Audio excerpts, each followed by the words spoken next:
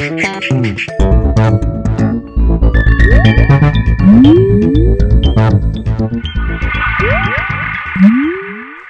everyone and welcome to the Vortex, where lies and falsehoods are trapped and exposed. I'm Michael Voris. There's an old expression, there's no such thing as just one cockroach. My mom, God rest her soul, used to use that expression a lot. She meant that whenever you find one bad thing in a situation, it's generally the case that there are other bad things as well. You can kind of call it the red flag phenomenon. You know, your suspicions are aroused because some unpleasantry comes to your attention. You're like, Take the case of LA's former Cardinal Roger Mahony. There were warning signs and red flags all over his reign in LA, a cockroach that could be seen here or there. From the architectural horror that he built, that is LA's cathedral, nicknamed the Taj Mahony, to the even more frightening religious education conference he began and unfortunately is still being conducted, there was a stench around this archdiocese for decades.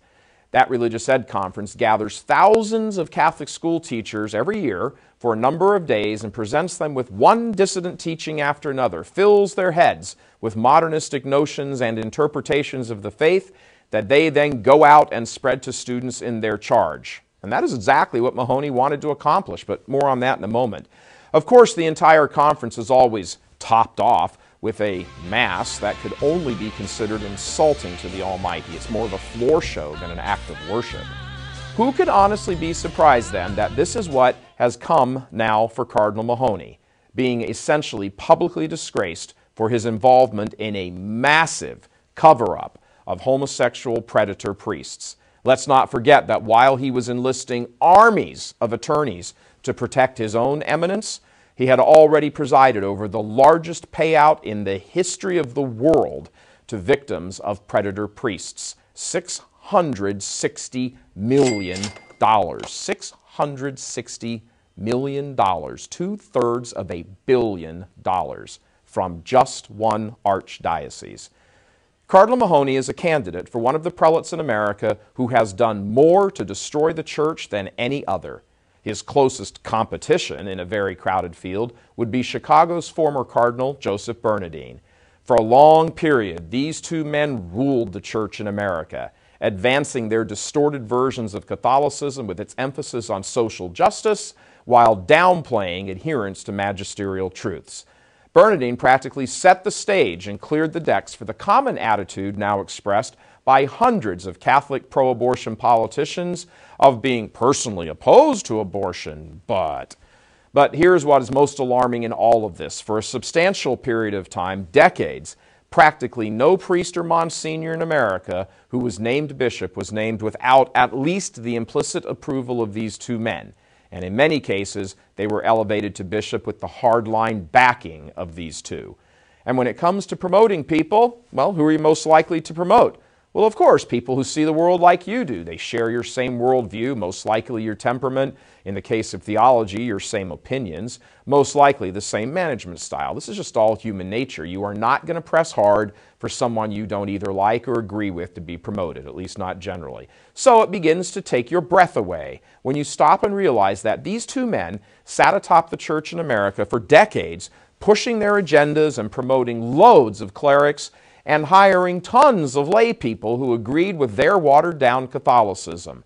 They unleashed a spiritual terror on the church, far greater in its destructive power than even the homosexual clergy sex abuse crisis, although that was one cockroach that could have easily been an indicator that somewhere there was a larger nest of them.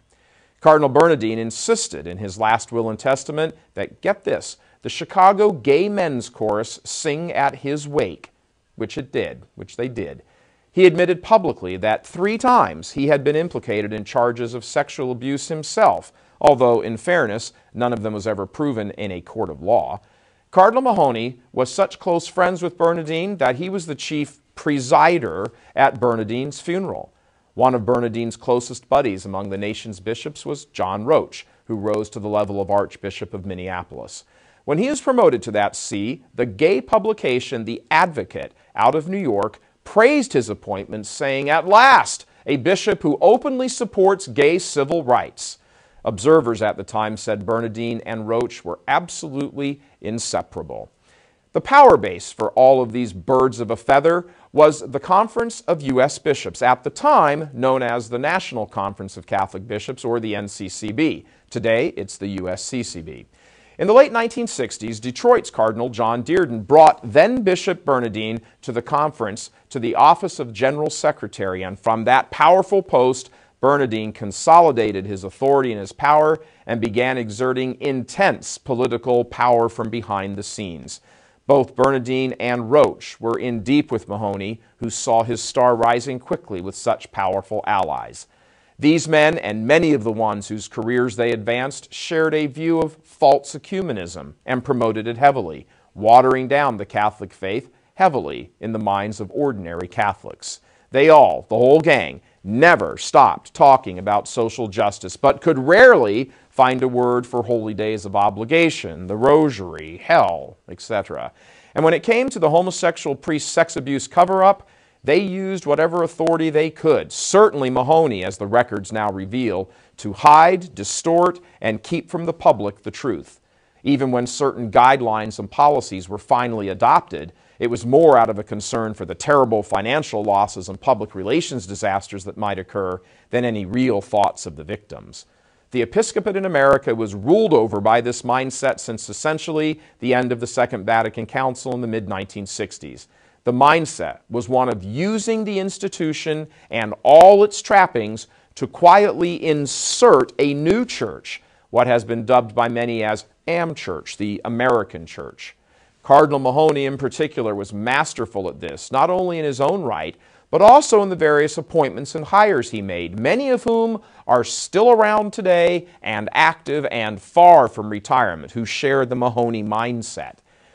As men of this mindset advanced along their plans and became further and further removed from the truth of the church, which is of course only natural since they were trying to create a church of their own devising, they became open to all manner of corruption, which can and does happen to everyone who moves away from our blessed Lord, no exceptions. As they and their reigns fell more away from authentic Catholicism, they fell more and more into spiritual darkness and all the evils that live and hide in that darkness. A morally bankrupt approach to hundreds of sexual abuse victims, a cathedral that is nothing less than hideous, a $660 million settlement payout that may be only the beginning when Mahony thought it was the end, an annual religious education conference designed to instill Am-Church into the minds of thousands of teachers so they could in turn then go out and corrupt younger minds in their charge, a clergy peppered with homosexuals, a primetime battle with Mother Angelica and her EWTN network over his tired heterodoxy, a battle which, by the way, Mahony eventually won by forcing her to resign and no longer have any involvement. Many say EWTN has never been the same since Mother left.